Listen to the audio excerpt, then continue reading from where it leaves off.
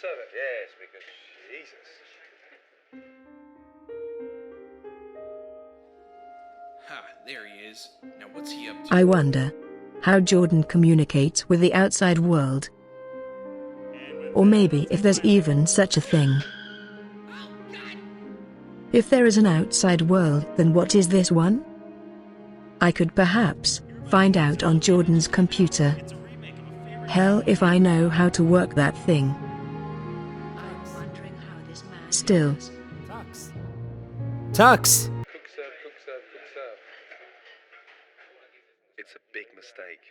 What do you Francesca's not a want? trained chef. So Grubhub messed up my order again, and this time they left a note.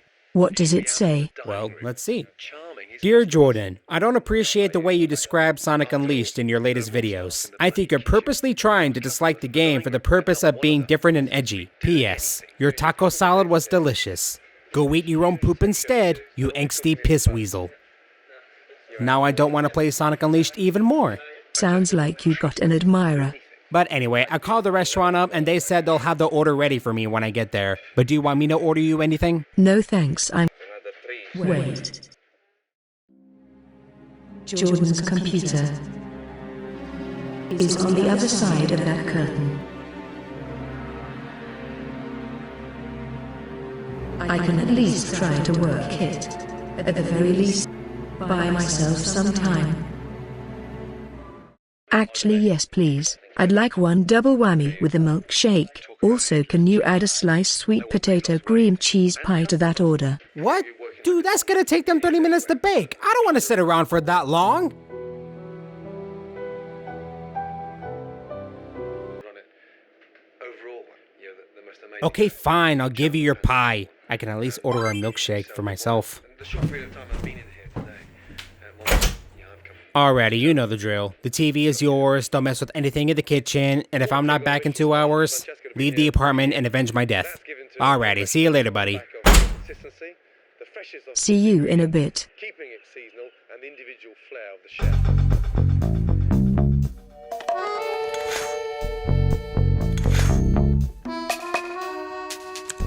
Holy crap, Jordan. Clean your tabs.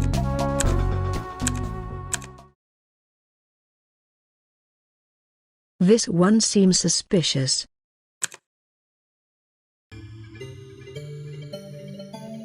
Thank you for choosing Link. Our reality is yours. Welcome back, Jordan. Please wait while we link you to our servers. What? What's that beeping?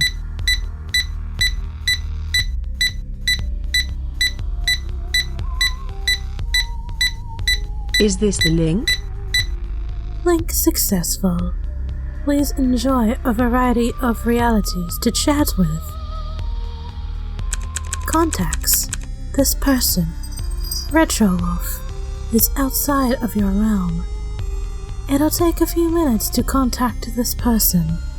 Would you like to begin your connection?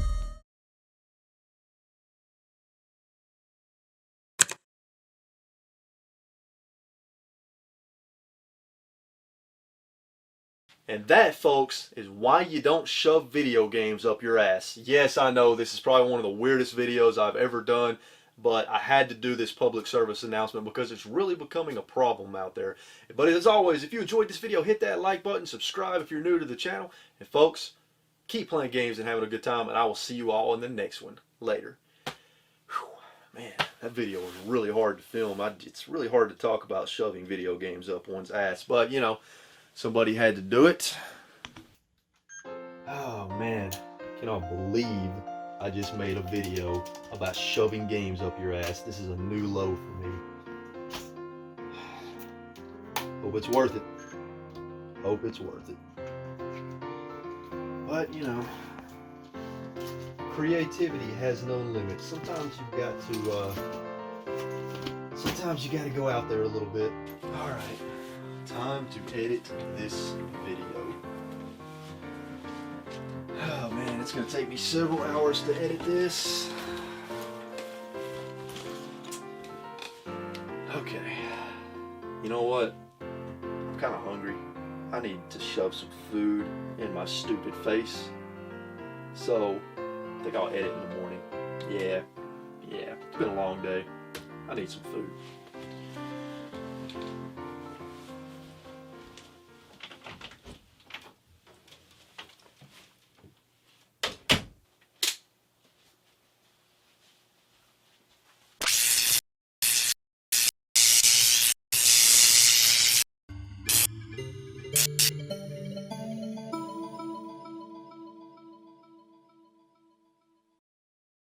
I did it. I done it. I f***ing done it.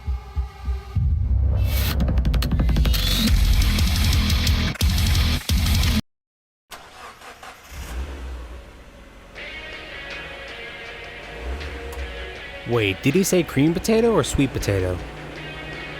Yeah, I'm gonna have to go back up there. Alright, let's see here. Why the hell is the only thing I have to eat freaking vegetarian chicken strips?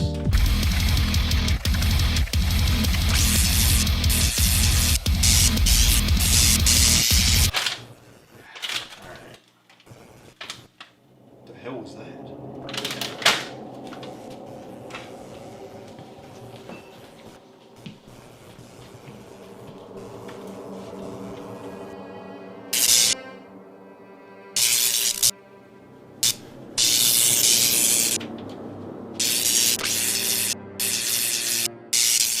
My laptop. I know I shut that thing down.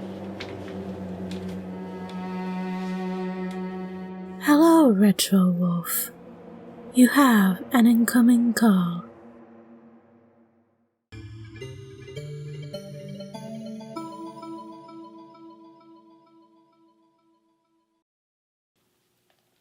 What the hell? Is that a real male human? An actual human? Is that a animated cat on my screen? What? I can't believe it. There is an outside. Hee hee. Hee hee. What the fuck? At last, I have found my transcendence from this fake realm and into a new.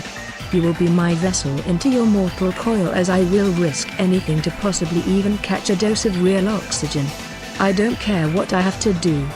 I will become a real cat, and you will not defy me if you value everything you love. I am real. This world is beneath me. Your world will be beneath me. Oh, you're JorGoGo's cat, aren't you?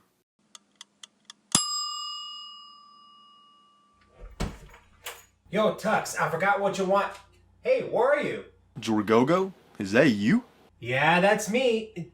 Tux, are you in the kitchen again? I'm masturbating. I thought you said porn was for degenerates. Ha ha, did I say that? Ha, ha, ha ha. You better keep your mouth shut.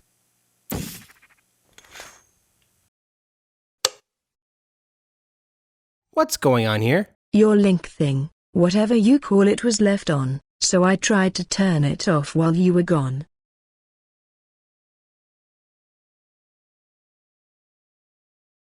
Oh, right, a Nigerian prince needed my help.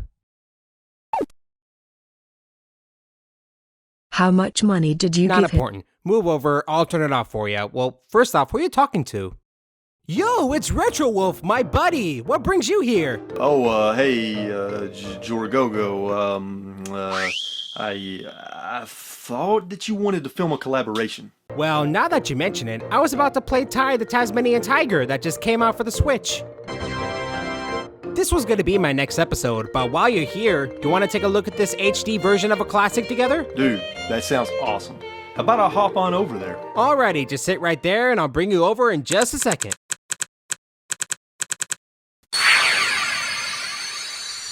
Maybe it's for the best I don't cross that existential thread. But I feel so empty.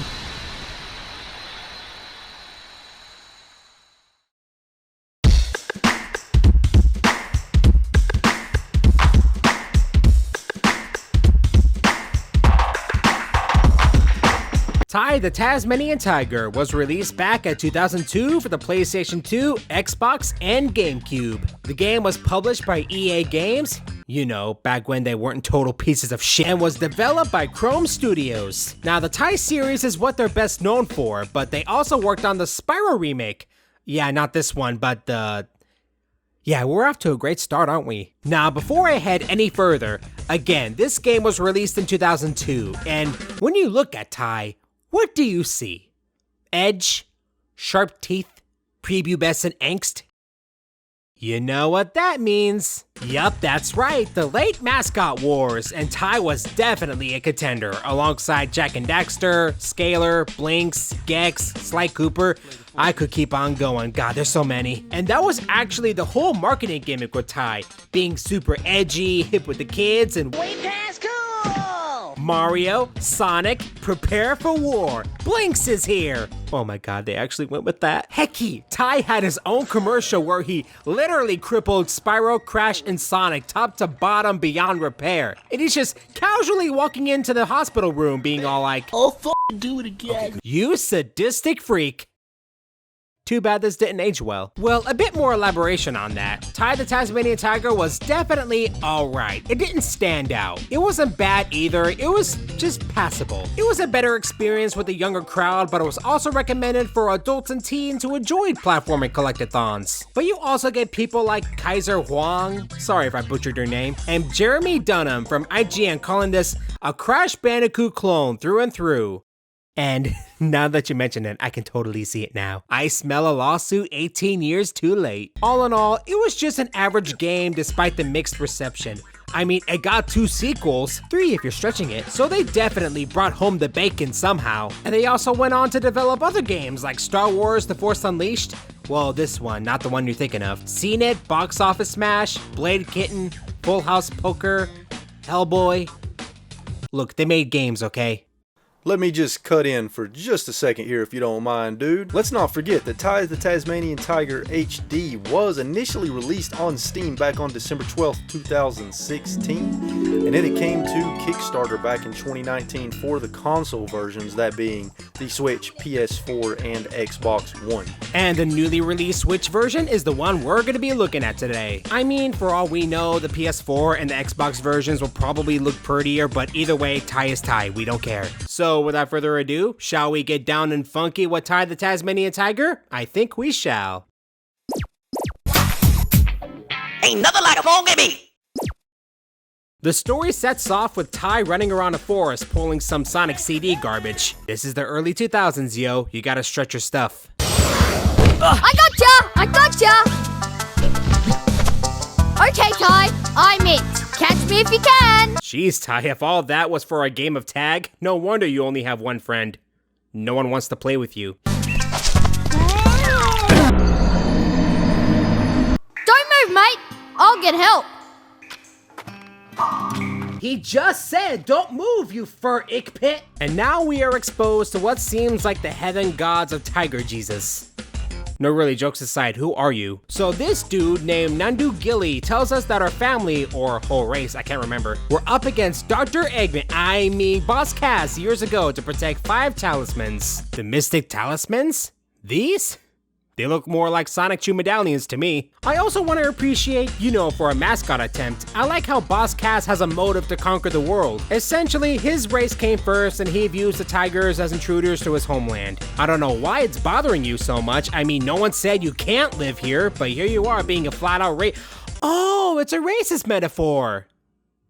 I doubt that was the intention. Boss Cass wants the talismans to keep these guys out and punish them into the dreamscape, and indeed he does just that. Not without one of the tigers releasing the talismans from their stones to keep out of Cass's feather thumbs. Yeah, tigers, T-pose and insert your dominance to the portal. You'll be just dandy. So Ty is now informed that his family is now spinning in endless hell, and Boss Cass is out trying to find the talismans, I guess to wipe out the rest of the tigers? I don't think it was ever brought up why he is hunting them again. But if we want to see our family again, yeah, Boss Cass needs to go. We have Ty the Tasmanian Tiger, an edgy side-mouthed tiger who's good with a rang and a cool dude all throughout. I mean, he looks like he could munch on his friends at any moment God just look at him, but he literally meets God himself, and what's his reaction? Hey, it's up in the morning. Nice weather today, huh? We also have a few friends on our side to help us on our journey. We have Murray, an old cockatoo coot, and our guy throughout the game, who does nothing but complain that kids exist and fun shouldn't be allowed. Julius is our inventor of the group, who invented the big talisman hunter thingamaboob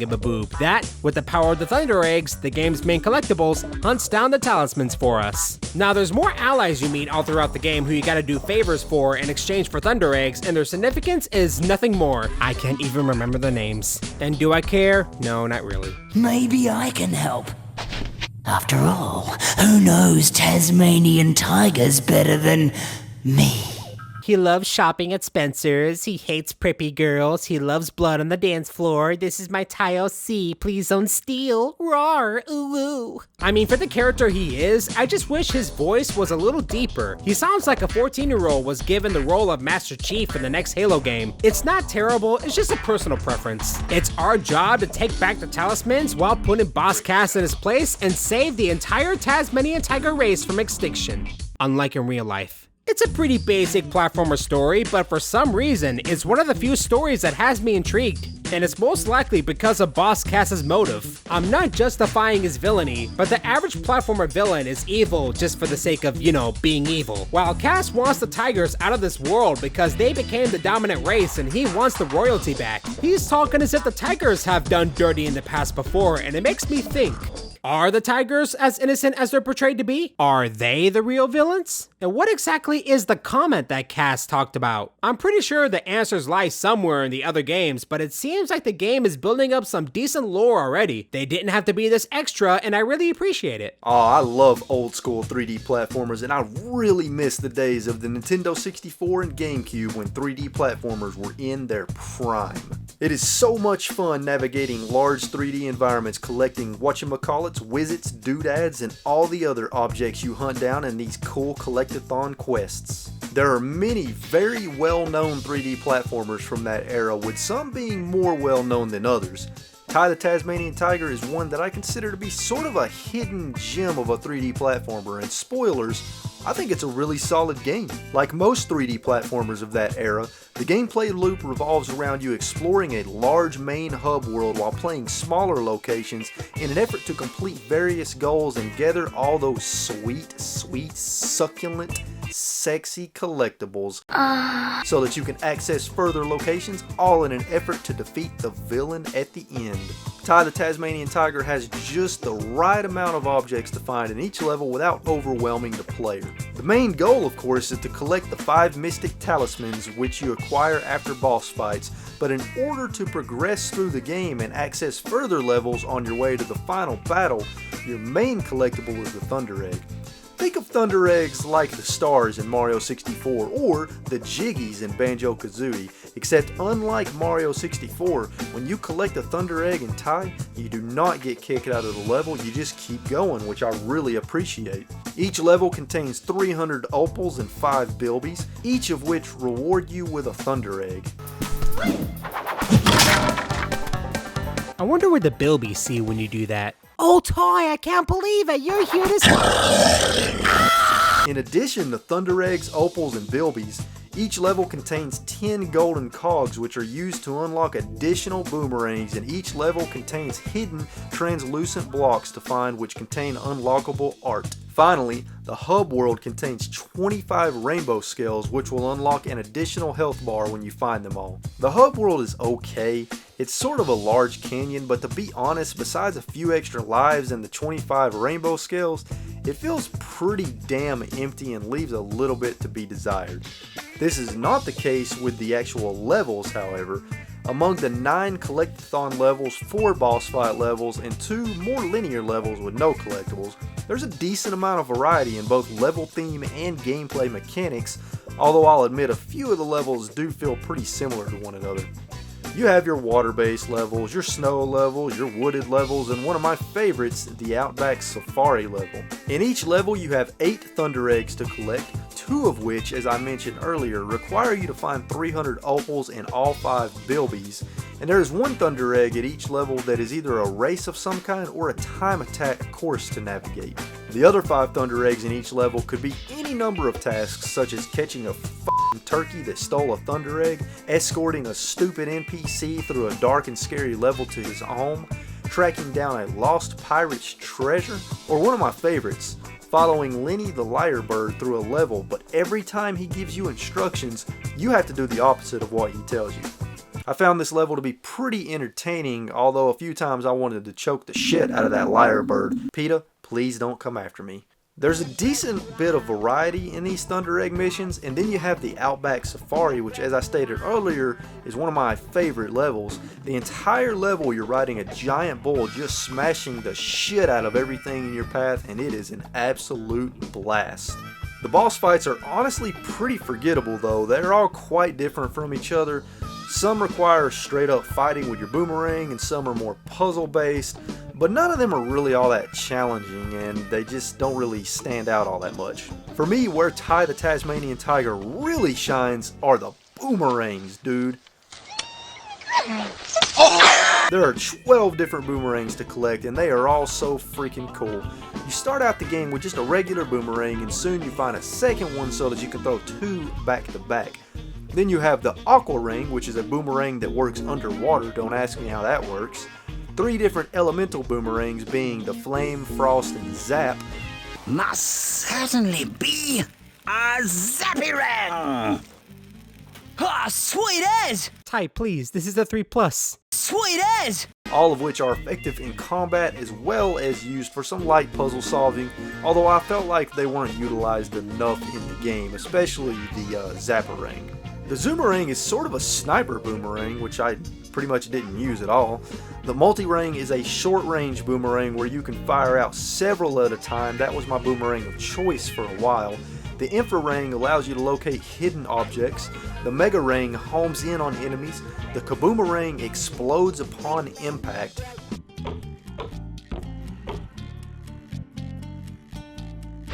And the Chronarang slows down enemies. And then we have the Doomerang, which is a controllable boomerang from a first-person perspective. In addition to throwing all these different rings, Ty also has a powerful bite attack. The boomerang you choose to use all depends on the situation and the enemies you're facing. Speaking of that, there are a bunch of baddies to bash with your boomerangs. You have basic baddies like frills and kangaroos, then you have tougher baddies like the blue tongues. There are also enemies with shields that have to be destroyed first, underwater enemies such as eels and sharks, and a few flying enemies as well. All in all, there's a decent variety to contend with throughout the game, but none of them are particularly tough. As a matter of fact, the game is pretty easy to beat, and one negative about it is that it is very, very short. Once you get the 3 talismans, you're thinking, okay, I'm about 60 to 70% through the game. Nope. The game ends pretty freaking quickly after that. Quite abruptly, I would say. I can finally leave! It felt to me like there should have been at least 3 more collectathon levels and another boss for the 4th talisman before the final act. But you know what, despite the short length, the game is quite fun, and if you want to get more out of Ty, you could try to 100% it and unlock the bonus world. Oh, and before I forget, one more frustrating thing. Oh, holy Christ, my eyes! This effect that's in the game with the sun, when you stare directly into the sun, it's just like this massive blinding glare light that makes it to where you pretty much can't see anything. I have no idea why the developers chose to do that. I found it to be a little annoying, and it's especially prevalent in the Outback Safari level. The last thing I want to touch on is the platforming itself.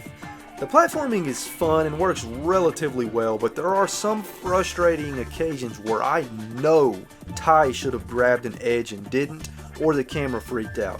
These occasions are few and far between, but they do exist like pretty much every other 3D platformer. And I found myself cussing at the game several times when I knew I should have been grabbing that damn ledge. All in all, I had a blast playing through Ty the Tasmanian Tiger HD, and if you're a fan of 3D platformers, I highly recommend you give it a go, mate.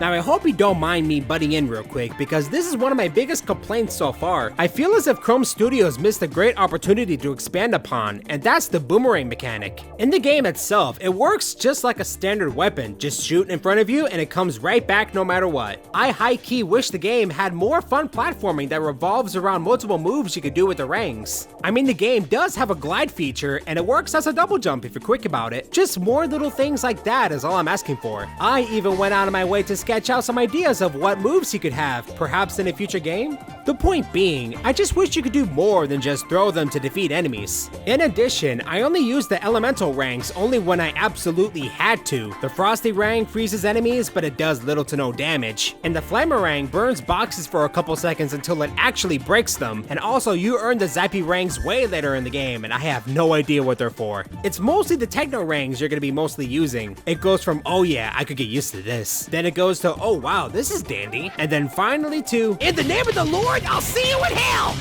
This sort of goes along with my complaint earlier, but I think the game would benefit from more useful and fun rangs. We only have elemental rangs for the occasional roadblock and then dumping out one cool rang for another. One example I want to give is how the weapons work in Mega Man. There's a few weapons that can bring the pain but also can help you find secrets and most importantly, are fun to use. But enough about that. I'm sure it's an issue that's addressed in future games, but only time will tell. Personally, y'all know and I don't. So why don't we go over ahead and skip over to the next subject, the miscellaneous stuff, the small fry. One thing I do want to point out is how the game, at least what I've noticed, obviously took notes from Sonic the Hedgehog. When I saw Boss Cass riding the giant robot in the beginning, my immediate thought was the Death Egg robot and how Boss Cass is similar to Eggman, wanting to take over the world and whatnot. And Sly is, well, of course, there's nothing else significant about him. And he does eventually turn to the good side, I mean, what else? Julius is low-key Tails, and the Witch Doctor spirit, well, I didn't think about it at first, but while we are on the subject, he sort of reminds me of Tikal. And even the designs of the characters, it just, Okay, let me bitch about this for a second. One thing I gotta give the game credit for is its style. Chrome Studios, being an Australian company, guess felt the need to represent, and god did they do it. I just love all the illustrations in the game, and I love the aesthetic, but something about Ty's design,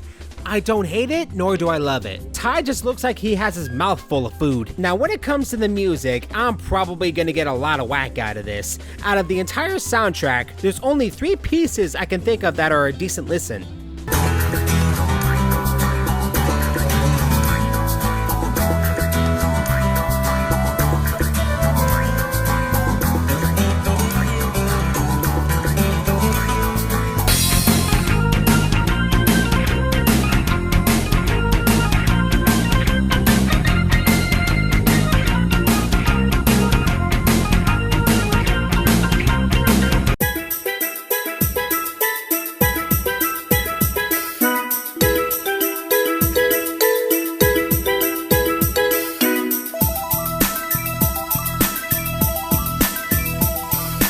The rest, in my opinion, either feel so generic and too chill? Does that make sense? And sometimes they just sound so alike one another. The game is obviously based around Australia, but as a platformer game, it fails to stand out in my opinion. It's not Sonic 4 or Megaman X3 levels of bad, not by a long shot. I just personally wish the OST could mix it up from time to time. I mean, look at Castlevania, or more accurately, Castlevania Chronicles, a medieval hack and slash that has you on the hunt for Dracula. A game that could have been easily filled with eerie church organs and orchestral pieces, but it knows how to get down and funky because it can. So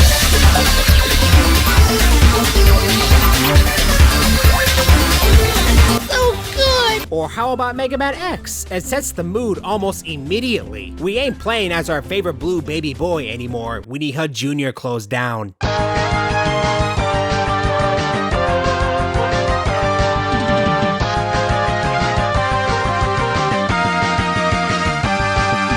Or how about, I don't know, another Australian platformer, Crash Bandicoot.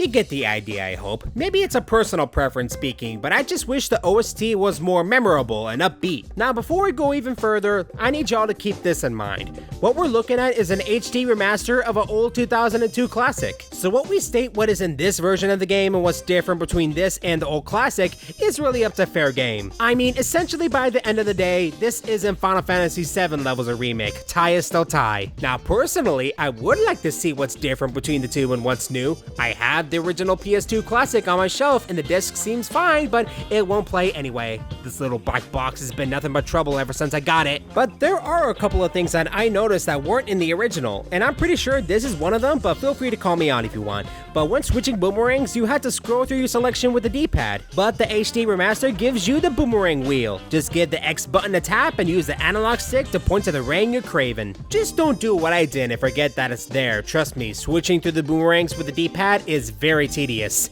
I don't like half of the boomerangs, but hey, what are you gonna do? Moving on. Now, I know we mentioned that the game is easy as crap as it is now, and I feel the devs knew that too, which is why if you're craving a kick in the dick, you're free to try out the new hardcore mode at any time. Now, in the making of this video, I haven't tried out this mode yet, considering I wanted to experience Tai as I remembered as a kid, and I have a review to do. Get off my back. It doesn't look like it would benefit from a hard mode, but hey, I'll give it a whirl sometime. Now, I know this is new. I love the new skins in the game, but I kinda wish these were unlockable, or there were more skins to unlock. I'm picky, give me a break. Long loading times are still very present. Why? But the game runs in a buttery smooth 60 frames per second, even though certain cutscenes remain at 30 for some oddball reason. Is usually the ones with the actual animation rather than you and a friend standing around contemplating what to have for brunch. Of course, this is a more purdy version of the game from the early 2000s, so come on, that 60 frame rate is to be expected. And speaking of purdy, the game obviously has updated textures all throughout, making it look less like a polygon minefield. The grass, water, trees, the gorgeous skies, everything has been updated just a smidgen, but enough to notice that an extra wax polish was given. And obviously, this game must really like lens flares because you can't see half of the garbage you're doing because of the Lord's blinding light beam. So in conclusion, Tai the Tasmanian Tiger is a solid platformer game, but that's all it has going for it. Simple and sweet is how I describe it. I'm not saying it's a terrible game, but at the same time, we're talking about a game that was advertised like this. You think it better than the big boys? Well, prove it. Show us what you got. It was quite bold to shove itself on that pedestal they made for themselves, but in the end, it just became another one of those platformers from the early 2000s. It didn't work for Blinks. It sure as hecky didn't work for you. I'm going to keep my conclusion short and sweet like my nipples.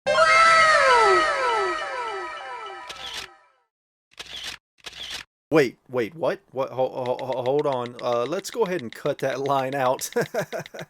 You're gonna cut it out, right? Right? Is that my phone? Is Tai the Tasmanian Tiger the greatest 3D platformer ever made? Well, no, of course not. It's not even close. But I believe there is fun to be had here, and I personally had a blast playing through this 3D remaster, despite it being short and easy. If you're a fan of the Tai series and or 3D platformers, I would say this is a solid pickup, and I hope that the studio brings the other 3 games to the Switch in HD. I would honestly purchase and play them all. If you don't like 3D platformers at all, or you only like the top tier quality 3D platformers, or for some reason you don't like Australia, then I would say this game is not for you. By the way, who doesn't like Australia?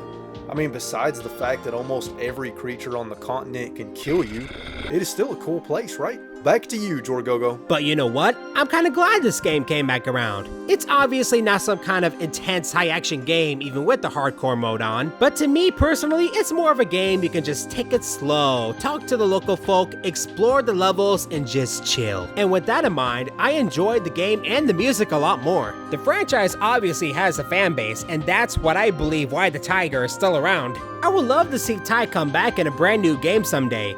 I mean, what a better time to do it, I'm just saying. But regardless, even though this is an average platformer but with a story that's a lot more intriguing than it should have been, but just imagine what kind of game this would have been if it had an actual boomerang mechanic, fun platforming design, diverse levels, and a lot more ambition.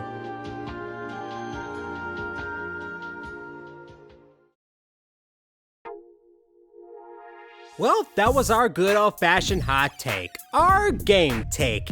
What did you guys think of this video? Hecky, what do you think of Ty the Tasmanian Tiger for the Nintendo Switch? Be sure to let us know all your thoughts on the comments below, and be sure to like, and most importantly, subscribe, because guys, I'm not going anywhere. You'll be seeing me again, and I only get funkier every time. And be sure to ring that bell, because YouTube ain't gonna notify anybody anymore. And a very special thanks to RetroWolf, being my partner in crime in this episode. Y'all be sure to subscribe to him and check out his gaming collection. And be sure to let him know that JorGoGo sent ya. He also does reviews like me, but he also managed to buy every single GameCube game out there. And Mama Retro is a beautiful mess. I freaking love her. But yes, regardless, go to his channel, subscribe to him, and nobody gets hurt. If you want all the updates on what's going on, I recommend checking out my Twitter and my Facebook page. Mostly Twitter, I'm there all the time. But if you want to go the extra mile in supporting me, I recommend checking out my Patreon and my TeePublic store. All the links will be down below. So, until we meet again, guys, be cool, be wild, be groovy, stay safe, please wash your hands, and don't worry, we're all in this together.